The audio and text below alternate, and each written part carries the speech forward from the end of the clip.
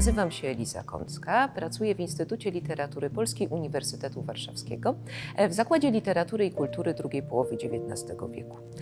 A poza tym trudnię się pisaniem, trochę krytyką literacką.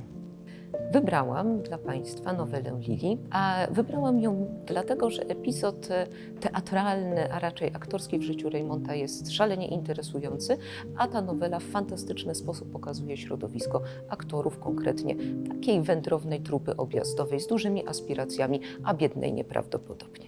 Wszyscy znamy Chłopów, Ziemię obiecaną, ale pamiętajmy, że obserwacji i myślenia w żywym języku Reymont uczył się między innymi na kolei i w aktorstwie.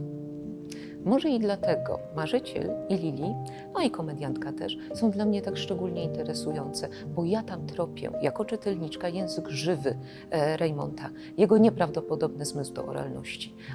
Na co cierpi aktor, a jeszcze bardziej aktorka? Na życiem urojonym, zdaniem większości filistrów, ale też bardzo często rodziny, a na bycie marginesem społeczeństwa, na biedę, a jeśli tej biedzie próbuje zapobiec, to tak jak Lili staje się utrzymanką. Bardzo to jest przykre, jeśli jednocześnie przytrafia się uczucie. A przytrafia się tutaj uczucie do człowieka, który chce z Lili zrobić panią domu, a nie aktorkę. Czy mężczyzna dziedziczący po rodzicach spory majątek, mężczyzna, który może się sam wykarmić i wyżywić, co prawda lubiący aktorstwo, ale oczywiście nie zamierzający zostać w nim dłużej, może pozwolić sobie na małżeństwo z aktorką? Matka Lili uważa, że nie.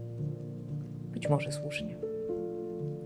Elle croit qu'avion crovienta, czyli ta, która myślała, że jej się uda, ta, która aspirowała do czegoś innego, taki typ bowaryczny czy bowarystowski. I to jest właśnie między innymi Lili.